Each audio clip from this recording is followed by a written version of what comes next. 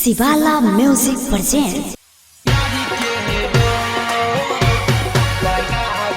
DJ Kanchan Raj नीम चौक चौसीमा वैशाली माँ दहला recording studio. प्यारी के रोग लगा कतह चली गेलौं, प्यारी के रोग लगा कतह चली गेलौं।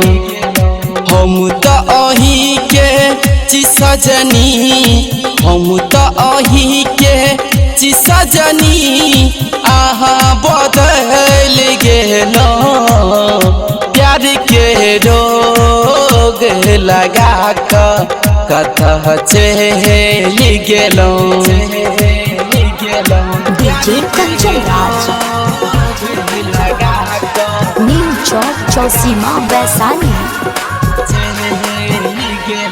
अही छी हमर एही जीवन के सुनु आधार ये, अहाँ बिन सब कुछ हाव लागई यह बेकार ये।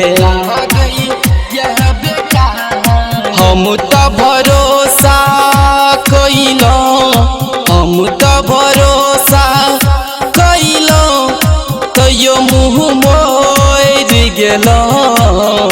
प्यार के रोग लगा कतह चली गेलौं। प्यार के रोग लगा कतह चली गेलौं। डीजे कंचन राज नीम चौक चौसीमा वैशाली माँ दहला रिकॉर्डिंग स्टूडियो।